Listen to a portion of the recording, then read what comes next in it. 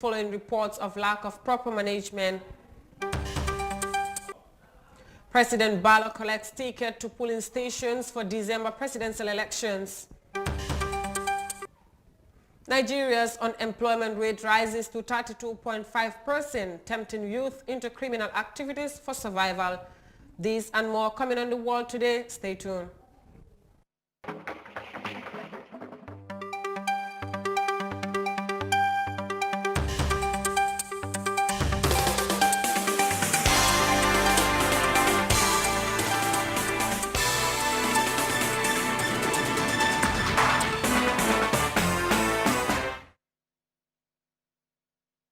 Viewers, you're watching the World Today newscast here on Africa TV with me, Sohna Tunkara, and now to our news in detail. As hundreds of people queued in different polling stations across the Gambia to obtain their voters' cards, President Barrow joined the fray on Wednesday. His registration ahead of the December presidential election was done at the MacArthur Square in Banjul on a fifth-day process since the process began. Details of that in this report by Binta Jallo. From early hours of the morning, voter registration centers across the country could be spotted registering people to affirm their eligibility to taking part in the December 4th presidential elections. This forthcoming election will avail Gambians to either choose a new leader or extend the mandate of the current President Adama Barrow. The president, who secured his participation ticket, also called on Gambians to get their voters' card in order to be decision makers in the country. If you are part of a society, you should be part of the decision-making body. If you are registered, you can make the decision. That means you will select people who will represent you. So we are calling on every Gambian, especially youths, especially first-time voters. Let them come out in their numbers and register. This population, the population of the Gambia, is about 60-65% youths. So we expect the number of youths registering to be very, very high. The issuance of the voter's card is governed with strict regulations powered by the Independent Electoral Commission. Among the key eligibility criteria include proof of citizenship through the representation of one of the national documents such as birth certificate, identity card, traveling passport, or attestation from the village alcalde. The Gambian leader used the opportunity to urge the public to follow due process in the acquisition of the voter's card. And we will want IEC also to be very, very friendly, to be very, very accommodating, so that people will come without fear and register. And we advise also political parties or agents. There is a code of conduct that we expect from every political party. Nobody should intimidate anybody. We are all Gambians. We are all equal in this country. That's why everybody, you register once only and you vote once only. The registration exercise followed the award of $3 million a contract for the supply of election materials by the Gambian Public Procurement Authority in February. As registration goes on, complaints of long queues have been echoed by many people since the beginning of the process. These, according to some, is caused by what appears to be mechanical failures with some of the systems used for the production of the cards. The chairman of the Independent Electoral Commission explained some of the challenges on the lack of certain facilities. Very, very few, because, these machines, they have been overused, because normally you should register about 120 maximum, but they go up to 200. So it hits up, and auxiliary generators also have some connection with that. The last time citizens raced to the polls during the presidential elections was in 2016, one of the most celebrated in the history of the country. Yahya Jammeh, who ruled the country for 22 years, suffered a surprise defeat by Adama Barrow in the country's presidential elections. For iAfrica News, Binta Jallo. President Barrow joins hundreds of Gambians to obtain voters' card ahead of the December elections. Now, the Minister of Women and Children Affairs, Fatou Kinte, along with the Minister of Local Government and Lands, visited women vendors at the market to hear the challenges they go through daily. Their visit came following our recent interview with women vendors at the market, who highlighted numerous challenges they face, including lack of proper place to sell their products. The CC files in this report. Women vendors at the Seraconda market continue to cry over lack of enough space to sell their products, as KMC officers always drive them away from their normal selling points. To address these challenges faced by women vendors, the Minister of Women and Children Affairs, Fatou Kinte, visited the market to receive first-hand information from these struggling women on some of the difficulties they encounter at the market. Madam Kinte said the complaints from these women are a concern to her ministry. So it's a big concern to all of us as a government, because these where women earn income to help take care of their families. So we are here on a fact finding to see what exactly are the concerns, which have already been expressed by the women. So we'll go back now and sit together with KMC and try to see what we can do to survey the situation. Because at the end of the day, we are here to support the women and the entire community. I'm the Minister of Women's Affairs, and I'm very concerned about this, because anything that affects women's welfare is a concern to the ministry. So we'll sit together as a government and come up with strategies to address the issues. As these women vendors blamed KMC for driving them away from their normal selling point daily, the Minister of Local Governments, Musa Drame, promised to engage the Kanefi municipality to make some changes towards the issue. Particularly with the police moving them from their places, one place to the other, from 11 o'clock upwards. I will take it up with the municipality, and then hopefully when we dialogue, that we will realize some changes there. Seraconda market is one of the busiest markets in the Gambia, where over thousands of women sell on the streets due to lack of enough space, as they claimed. Lack of enough space and forcefully driving away by KMC every day at 11 o'clock has made sellings difficult for these women, majority of whom are depending on their daily earnings to feed their family. However, following the minister's visit, there are hopes that the situation for these women in the market are likely to change. Reporting for iAfrica News, I am Daisy. The Minister of Women's Affairs visited the Seraconda market to hear the challenges of vendors. Now to some business news. Most of the stalls at the year's trade fair are occupied by youth and women entrepreneurs. Speaking to iAfrica TV, the women entrepreneurs at the trade fair urged their fellow women to be business-minded so as to set their own businesses and become powerful in the society. Amindao takes us through. Women become entrepreneurs to gain access to financial opportunities, reduce poverty, improve their life, and maximize profit. In the Gambia, the concept of women's economic empowerment has gained lots of attention in the last few years, with business enterprises at the forefront. However, in this year's trade fair, organized by the Gambia Chamber of Commerce and Industry at the Independence Stadium, most of the stalls are occupied by youth and women. Abibachili Tambedu of Sempera Enterprise urged Gambian women to establish their own business in the country. I don't want to see women sitting down doing nothing. I am always upset with women who sit down and fold their hands. You have to get up and do something. Don't wait for anyone, because no one is perfect. If you don't try, you won't be able to do it. If you don't have a business, try to think and associate yourself with business-minded people so that you can be inspired. These products you are seeing, we can all produce them here and sell them. Before you go outside to hustle, hustle in your country first.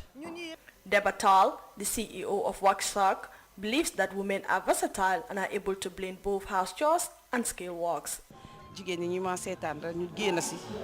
am doole te bu amul dara lu ñoo seet ñu am ñu leen dimbali te fi mu ne ni ñu ngi dimbali jigéen ñi pour ñu liggéey. I am urging the women to have their own business and work.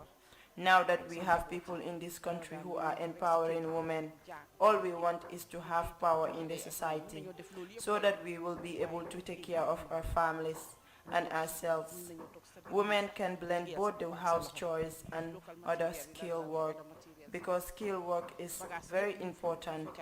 You can even be in your room and doing your work using the local materials.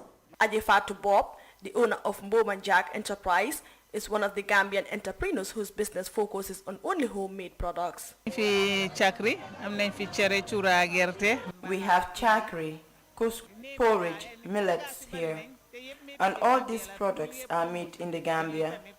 We want to promote our country to show people that we are also doing our own work, though it is not easy work because you will not want to sell your products to someone and the person will later return it due to spoilage. So we are always mindful of all those things because the reason for selling all these products is to satisfy our customers.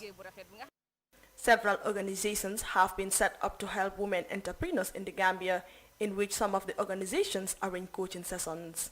However, women entrepreneurs in the Gambia do face several constraints, and these problems are compounded by the fact that there are ordinary Gambians who simply do not believe in quality of local suppliers. Reporting for iAfrica News, I am Amindao. Now to some international news. Rising unemployment rates is a global phenomenon that has not spread both developed and developing countries. However, the level of unemployment in Nigeria has become a source of concern to many Nigerians. And every year, thousands of Nigerian students graduate from tertiary institutions without any provision made for their absorption into any of the nation's sectors, resulting in them engaging in criminal activities. Figures from the country's National Bureau of Statistics appeared to indicate that the unemployment rate rose from 27.1% in 2020 to 32.5% in 2021. Details of that in this report. Mudi Madanjuma is a graduate of environmental engineering. He has been unemployed since he got his university degree 11 years ago. He now earns $20 a month teaching primary school children and says it's frustrating. You see, that one was underemployed or not employed, but never, hardly would you once say I really had a satisfactory job based on what I targeted. Millions of young Nigerians like Mudima are unemployed. The country's Bureau of Statistics puts the unemployment rate at 32.5% in 2021. It's a leap from 27.1% in the previous year.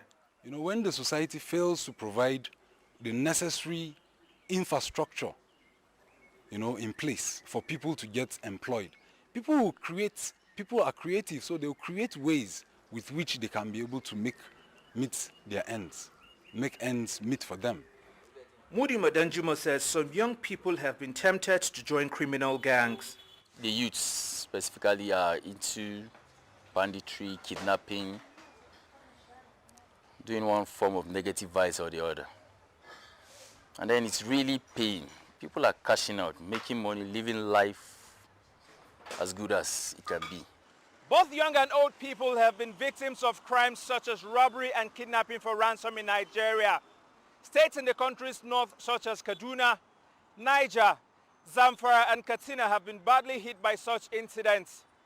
Governors of the state say that apart from efforts by federal authorities to protect lives and property, a consistent regional approach to insecurity is also needed. But Mudima says other young people like him are determined not to break the law. He attributes that attitude to a good upbringing and the hope that things might get better. There are a lot of expectations from your family, those who invested in you. When you see those things going on, you really want to go into, anyhow you make it, but then it's a thing of discipline. Okay, this is it. Subsequently, we still trying to hang on with the hope that things will get better somehow, some way. The Nigerian government is championing initiatives such as graduate internship programs and financial support for small-scale businesses to address the widespread unemployment. And it hopes such efforts will engage more young people and that the crime rate in the country will drop. Nigeria's unemployment rate is resulting to an increase of criminal activities. Now moving on, Egypt has lifted restrictions imposed to cope the spread of the coronavirus, including easing the early close of shops and restaurants. Although the move will only help boost businesses, some Egyptians are worried that the easing restrictions will further spread the virus. Egypt has so far registered more than 663,000 cases of the virus and 15,136 deaths so far. Details of that in this report. Mina Fedi came to work very excited. He set up his display area knowing that he's finally being allowed to open his kiosk for more hours. Thanks to the new government COVID-19 measures, Mina can keep selling until 1 o'clock after midnight. The news made me happy. It's a very good decision. To me, that's more beneficial. I can work for 4 more hours every day. I used to shut down at 9 every night. To stay until after midnight, it's almost a full day. The pandemic slowed down work. I didn't have many customers. Even the streets had few people. Egypt is easing its pandemic control measures ahead of the summer break. It's opening public beaches and parks. The government has also announced that it has vaccinated all staff working in hotels and other hospitality services. All these measures are aimed at making people feel safe to travel domestically during the holidays. Our kids have been frustrated. They don't go to schools, no clubs, or open areas are available. A lot of people work in beaches and restaurants. They would have become unemployed. This opening up is so much better, so long as everyone keeps abiding to personal safety measures. No matter what the government enforces, it won't be successful unless each one of us keeps safe. I've been planning to take my family for a beach vacation. I've been waiting for the beaches to open. I'll head to Alexandria. My whole family will join this year. We've been deprived of the weekend outings. I'm happy life is coming back to normal. While the government's new COVID-19 measures have been widely celebrated in the country, some Egyptians fear that opening up the country could once again bring up daily infection rates.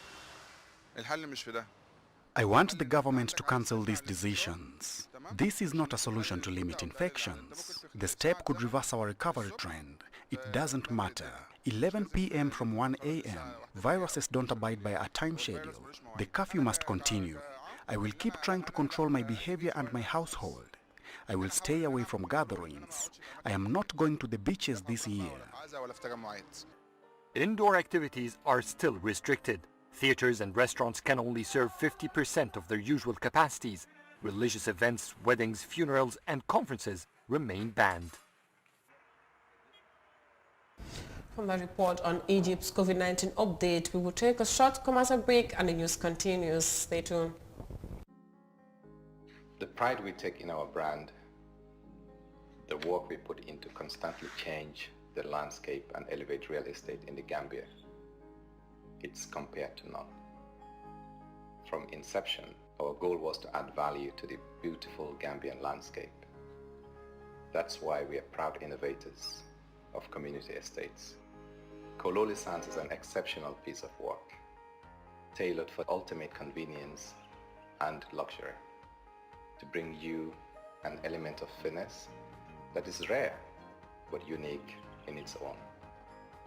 This is also our pride and joy, and we welcome you to the exquisite beauty right here in Kololi and right here on the waterfront. Kololi Sands, feel the ocean breeze at your doorstep.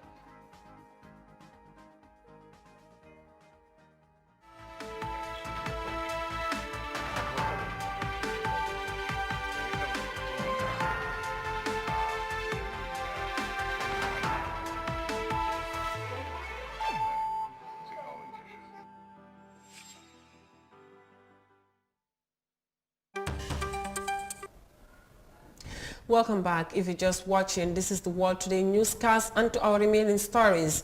Maize prices are on the increase in South Africa despite bumper domestic harvest.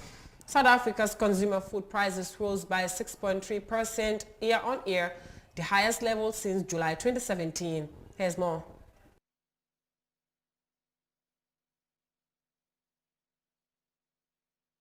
Analysts say there are several reasons for these elevated maize prices: regional and global demand, and the local exchange rate to the US dollar. Now, the exchange rate has been firming.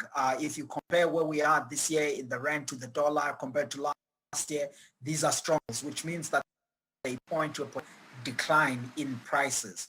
And in terms of a demand, Southern Africa demand, which was one of the key factors that was driving prices last year, is now very weak this year, with Zimbabwe having record harvest, Malawi good harvest, and across the Southern Africa region. The impact of rising maize prices on South African consumers has been pronounced.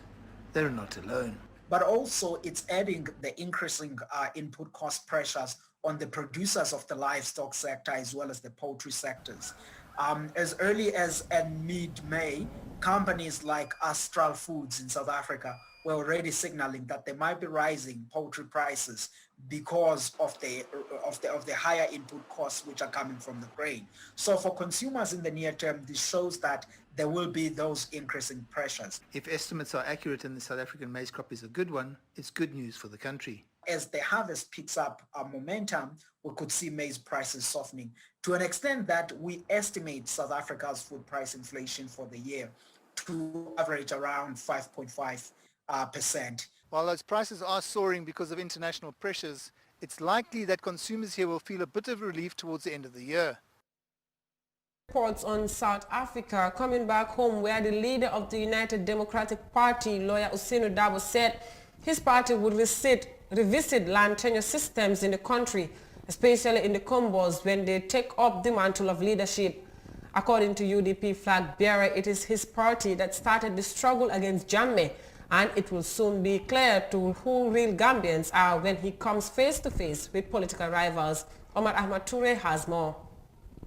Inadequate legal frameworks and weak enforcement of existing laws governing land ownership have resulted in spiraling conflicts.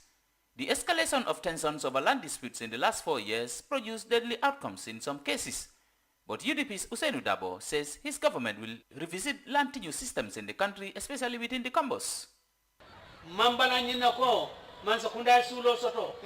Problems of land in this country, particularly in the Combos, are still persisting. I do not say the government cannot use people's lands for public purposes. That is not a problem. That is for the benefit of all.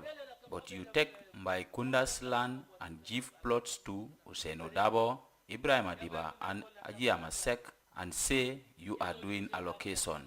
Someone's property, you want to show your generosity through that? Land issues need to be revisited. We will look into land tenure systems in the country. Dabo says UDP led the struggle against Jammeh's dictatorship, assuring that it will be clear to everyone as to who real Gambians are when he comes face to face with rivals. We were the people who were struggling to liberate this country. Today, after getting rid of Yahya Jammeh, we were the people struggling to liberate this country. Today, after getting rid of Yahya Jammeh, others turn round to say, why should anybody make a choice for the United Democratic Party to lead this country? If we have a face-to-face talk, then we will know who the real Gambians are. For one to be born here does not make you a Gambian, as some were born in Gambia but are not Gambians. Those who suffered all indignities to liberate Gambia are the real Gambians. There has been incidents of land disputes since the coming into office of the new administration in 2017, and the problem has since escalated. The current system of land governance and administration is still based on the 76-year-old Land Act from 1945, which was partially revised in 1991. Multiple mechanisms for land transfer as well as dispute resolutions through common law, Islamic and customary law have critical gaps that are causing challenges in land governance. Reporting for iAfrica TV, this is Umar Ahmad Toure.